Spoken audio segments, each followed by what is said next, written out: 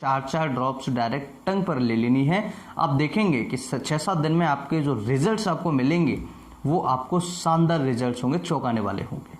यदि आप इस तरह ही हेल्थ के बारे में जानना चाहते हैं तो सब्सक्राइब करें ये चैनल और बेल आइकन दबाएं ताकि हर नए वीडियो का नोटिफिकेशन सबसे पहले आपको मिले। गले में लाल लाल दाने होना, बहुत दिनों से आप परेशान हैं, बहुत समस्या आप सभी को हो रही है। तो गले में लाल दाने होना, सामने की दीवार पर लाल दाने होना, इसे कैसे ठीक कर सकते हैं, कारण क्या होते हैं, कैसे समझेंगे, क्या क्या इससे हमें प्रॉब्लम हो सकती है, क्या ट्रीटमेंट है, क्या प्रिवेंशंस हैं, क्या प्रिकॉशंस हैं, कैसे हम इसे समझें और क्या इसके लक्षण होते हैं। सो बेसिकली सारी डिटेल इस वीडियो में हम समझेंगे। वीडियो अच्छा लगे तो लाइक, शेयर एंड सब्सक्राइब जरूर करें।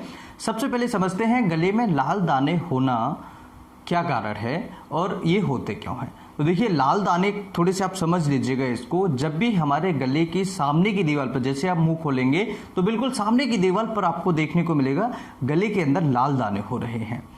अब ये लाल दाने जो हैं इसे हम बोलते हैं ग्रेनुलर फेरेंजाइटिस, यानी कि ग्रेनुलर फेरेंजाइटिस। अब ग्रेनुलर फेरेंजाइटिस अगर किसी मरीज को है तो उसके बहुत सारे कारण होते हैं जिन्हें हम आमतौर पर वैसे कॉमन सिम्टम समझ के छोड़ देते हैं, कॉमन कॉज छोड़ के समझ देते हैं और उन पर हम ध्यान नहीं देते हैं। वही आगे चल के बड़ी बीमारी का कारण होता है। तो जब भी किसी को ग्रेनुलर फेरेंजाइटिस होता है तो उसको गले से रिलेटेड काफ़ी सारी प्रॉब्लम्स होंगे। अब ये ग्रेनुलर फेरेंजाइटिस जो है होता क्यों है, गले के सामने की दीवार पर जब ये ग्रेनुलर फेरेंजाइटिस होता है और अब जब हम इस पर ध्यान नहीं देते हैं तो इसके अंदर छोटे छोटे वाइट पेची भी देखने को मिलते हैं। कई बार इनमें धीरे धीरे हल्का हल्का पस भी बढ़ने लगता है। जब ये ज़्यादा बढ़ जाए या इनके साइज जो है इनके अंदर ज़्यादा प्रॉब्लम क्रिएट हो जाए तो ये हमें ना तो खाना खाने देगा, ना हमें चैन से बैठने देंगे या हमें कुछ पीने भी नहीं देंगे।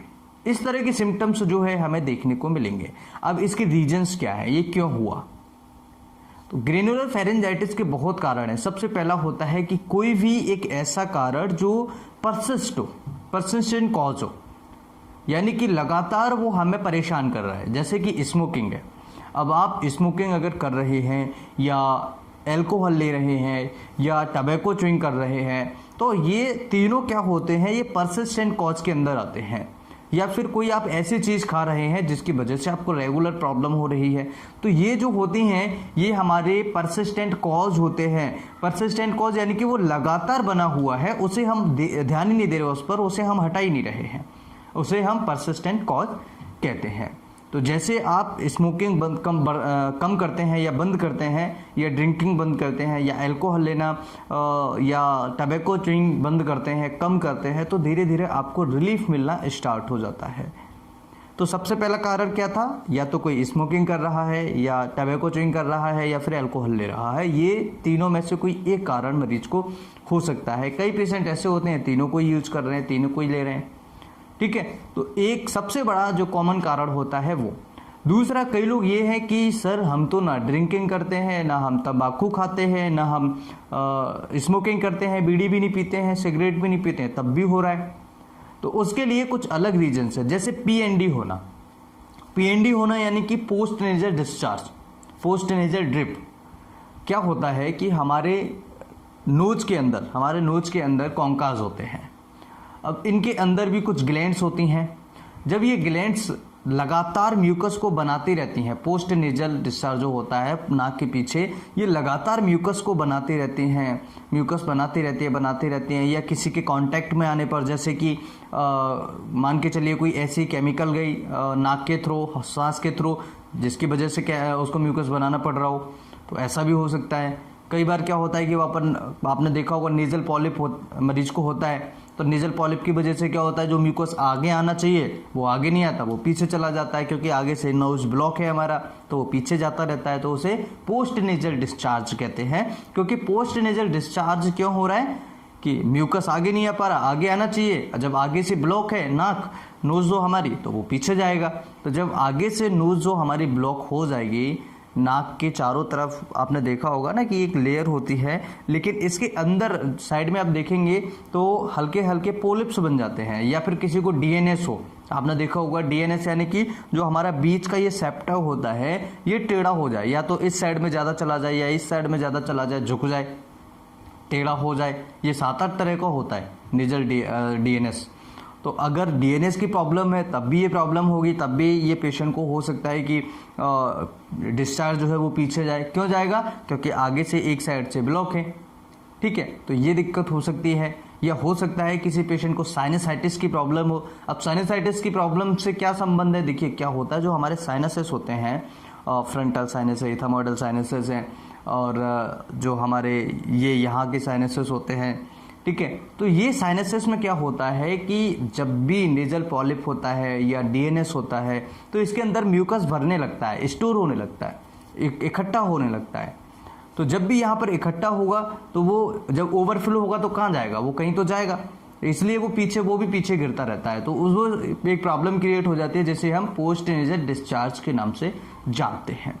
तो ऐसी समस्या में भी आपको ये प्रॉब्लम हो सकती है, क्योंकि लगातार म्यूकस वहाँ पर गिर रहा है नीचे अंदर गले की तरफ, तो वो परसिस्टेंट कॉज का काम करेगा, ठीक है, ये कारण हो सकता है। इसके अलावा एक्यूट राइनाइटिस, या फिर एक्यूट राइनाइटिस एक्चुअली जल्दी ठीक हो जाता है, लेकिन किसी को अगर क्रॉनिक राइनाइटिस है तो पेशेंट को प्रॉब्लम होगी, नाक से पानी आता रहता है, नोज जुकाम खांसी उसको बना रहता है, ठीक है, स्वेलिंग हो रही है अंदर, ठीक है। तो वो जो म्यूकस है उसमें भी म्यूकस बनेगा, तो वो हो सकता है पीछे जा रहा हो, अगर पीछे नहीं जा रहा है तो आगे आ रहा है, लेकिन हम कई बार क्या करते हैं उसको अंदर करके और अंदर ले जाते हैं। तो ऐसी प्रॉब्लम में भी आपको ये प्रॉब्लम हो सकती है, क्योंकि क्रॉनिक राइनाइटिस की वजह से। तो क्या क्या हो सकता है?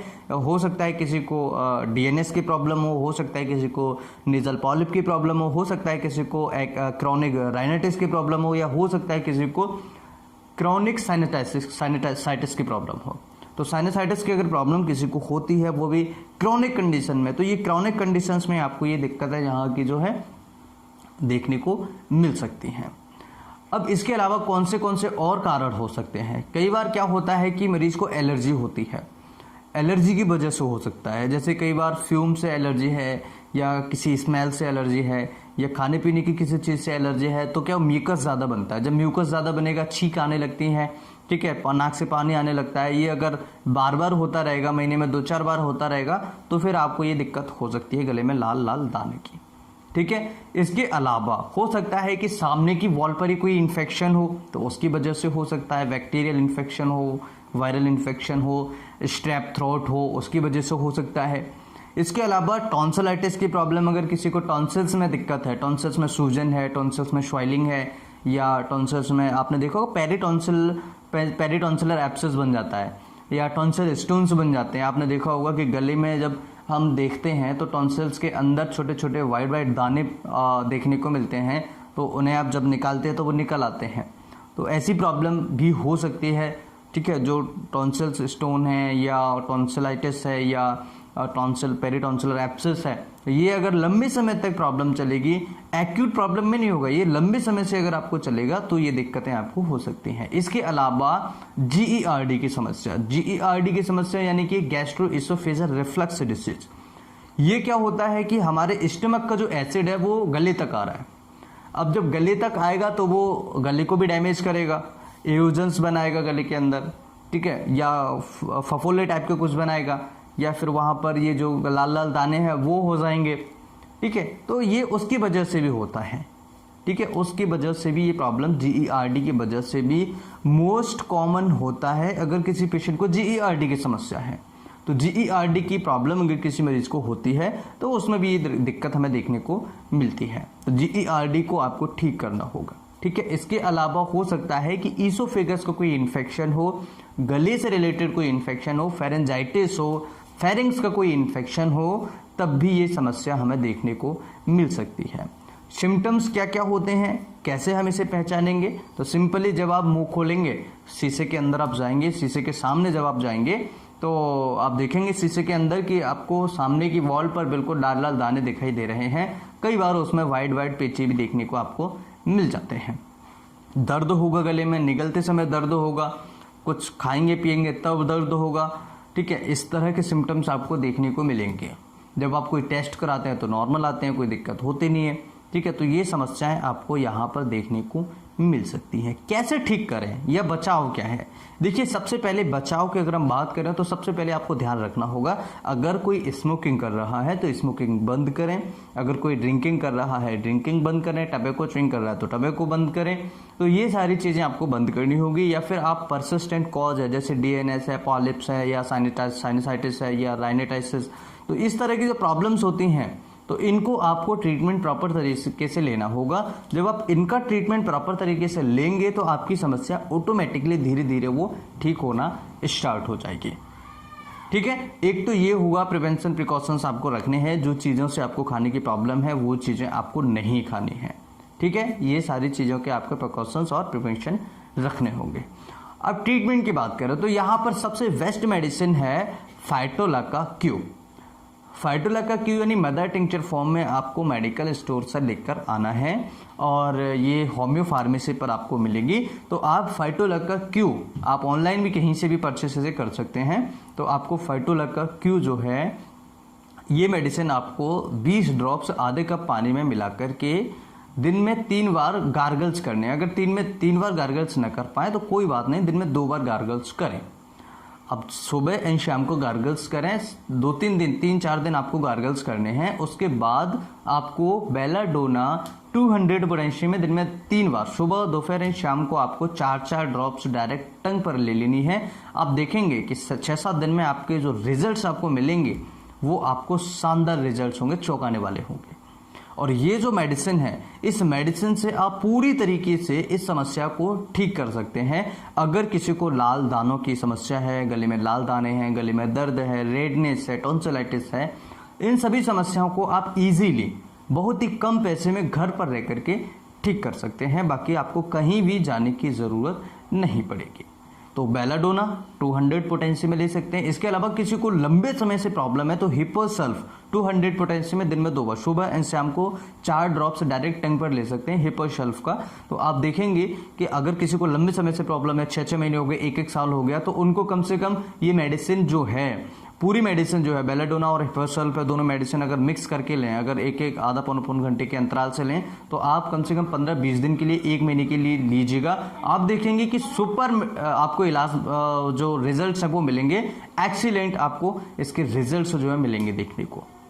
सो आई होप कि वीडियो आप सभी के लिए बहुत ही ज़्यादा हेल्पफुल होगा। वीडियो अच्छा लगे तो लाइक एंड शेयर जरूर करें। नमस्कार, thanks for watching, have a nice day. जय हिंद, जय भारत।